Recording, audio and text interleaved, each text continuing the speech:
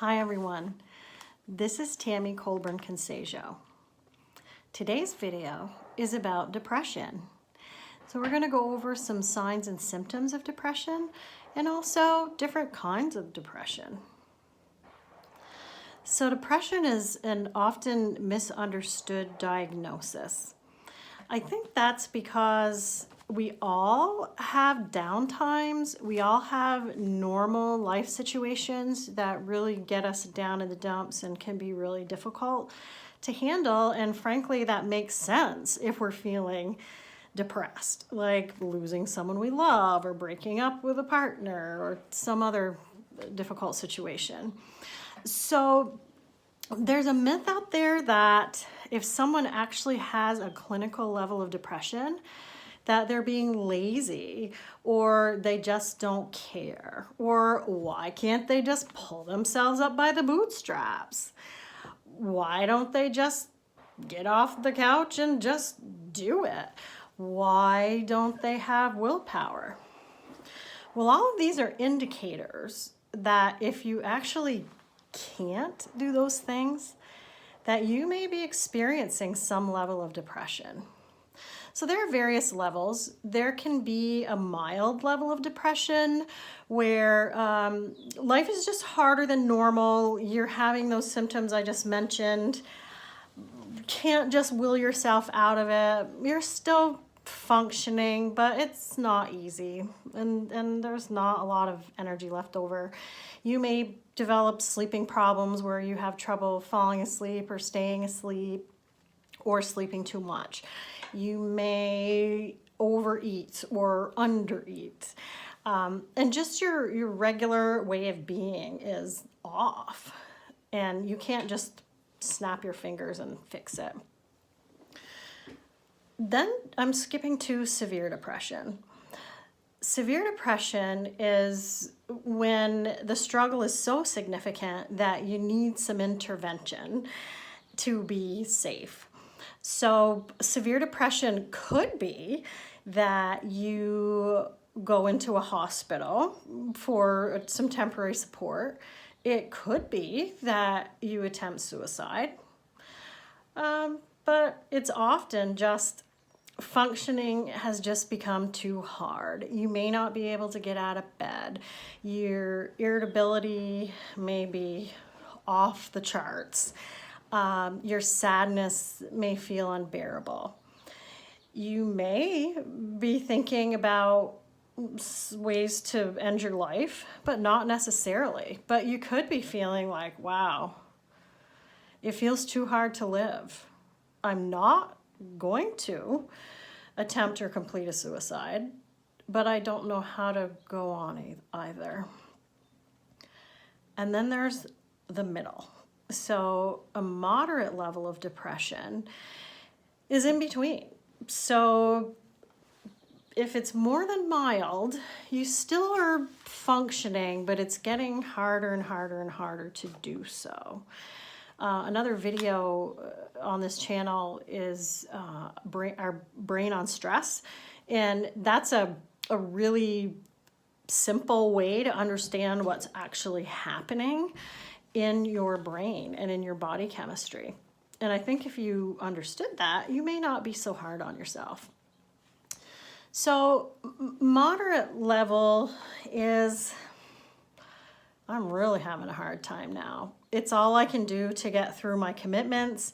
Maybe I don't get through all of my commitments. I'm doing the bare minimum, but it's just super hard to function. So depression can actually go up and down the scale. And so there are things you can do about that. And I'm going to get into that, but first I wanted to share some information from a workbook that I've used for 10 years. So it's an oldie but a goodie. And it talks about the different kinds of depression. And I want to be sure to give credit to the authors, or author. So this is a workbook called the 10 Best Ever Depression Management Techniques. Understanding how your brain makes you depressed and what you can do to change it, by Margaret Warrenberg, not sure how to spell that, and it was published by the W.W. Norton Company in 2010. They don't know I'm giving this plug to the book. I just think it's a good one. So Margaret describes 4 kinds of depression, and for those visual learners like me, here they are. So endogenous depression, a depression as a consequence of attachment problems or abuse, situational or stress-induced depression, and post-traumatic stress depression. So I'd like to just read the descriptors of those. So endogenous depression is a type of depression that is genetic and neurobiological, the kind of depression that people are born to have. So mental health challenges, depending on what they are, can come down through the generations and in our DNA. So there are some of us who just inherited that tendency, and we may be more likely to experience depression than somebody who doesn't have it in their DNA. Another kind is depression as a consequence of attachment problems or abuse. This type of depression may look similar to endogenous depression in the length of time the symptoms have been around, but these symptoms are consequent to an early life loss or adversity or failure of parents to provide a secure base and safe haven for the developing child. So this is not meant to say parents have to be perfect, and if they're not, they're ruining their child's life. This is literally when parents are not attaching or allowing bonding with their child, or there's been a variety of types of abuses, one or more. The next one is situational or stress-induced depression. Serious stress, often chronic, can deplete the brain of critical neurotransmitters and thus oversensitize it to stress, the outcome of which may be a hard-to-shake depression. Now, here's where a lot of research has been done during the past 10 years as medical and mental health providers and educators are learning a whole lot more about trauma, how trauma affects our various types of development, how it affects our nervous system, how we respond to stress, anxiety, and depression. But that doesn't mean we can't do anything about it. And we've also learned a lot about resilience. How are people coping so far? How have they gotten through these difficult times? And let's build on those strengths and to work with a concept called neuroplasticity, which means we can still make changes in the brain that can be helpful. Another kind of depression is post-traumatic stress depression. Now, this is an interesting categorization because post-traumatic stress is a form of anxiety, but it very often goes along with depression. So these are usually experiences in later childhood. It is possible that something significant happened in the earlier years, but this can happen even in later childhood years, adolescence, all ages of adulthood. There could be some situations that are so stressful that they become post-traumatic stress disorder, anxiety, and depression, or one or the other. When I was trained 25, 30 years ago, PTSD was often looked at as, okay, it was a rape or assault, war, a car accident, something really significant like that. What we've learned today is that there can be traumas of all types that affect us in damaging ways. And so it's just really opened up the training and opportunities for therapists to learn, okay, how can I help all kinds of traumas in life, whether it gets to the level of PTSD or not. So I hope that hearing that there's a variety of types of depression is helpful for you, because there can still be a stigma that, oh, well, if you're depressed, you're weak, you're crazy. I hear that term a lot. People say, am I crazy? Other people think I'm crazy. Other people call me crazy. No, depression isn't crazy. There are medical and environmental reasons why depression can happen. So that brings me to the coronavirus pandemic. So I'm recording this in the middle of May in Vermont, and we as a society thought we were probably going to be inconvenienced for 2 or 3 weeks or so. And at this point in time of this recording, that has turned into months. This is a problem. The longer it goes on, the harder it becomes for all of us to cope.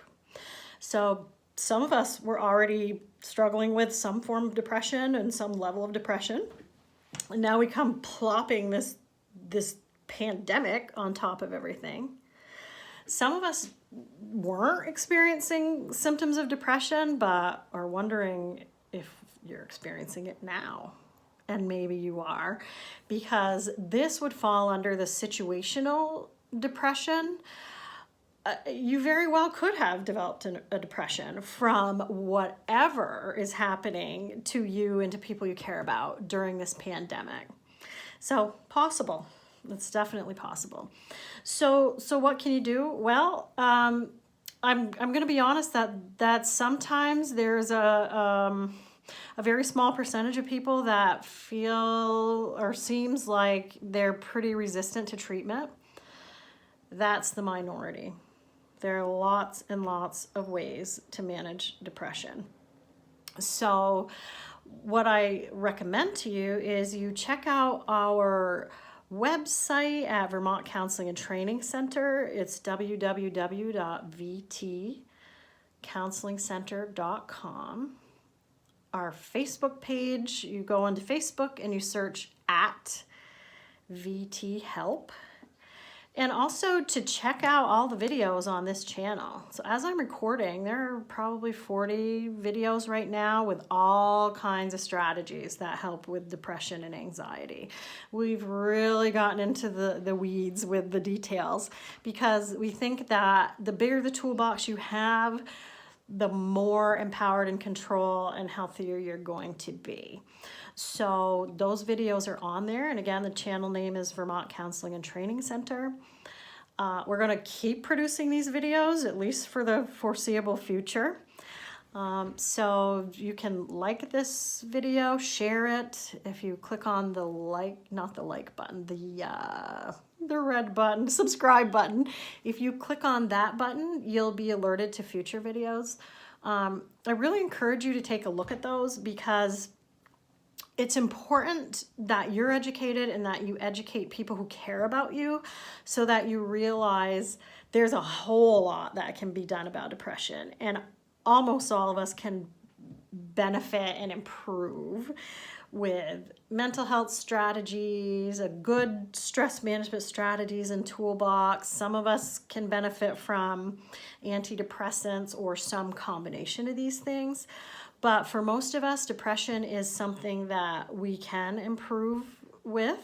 Even if it comes back in the future, it doesn't have to be something that you say, I'm never gonna feel better again.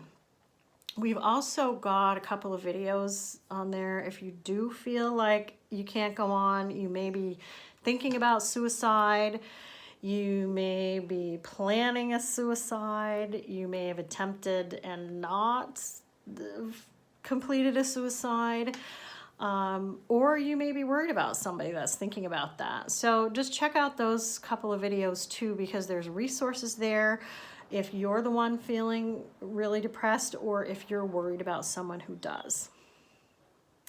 Thank you for listening. Know that we're here for you. and I'll see you soon.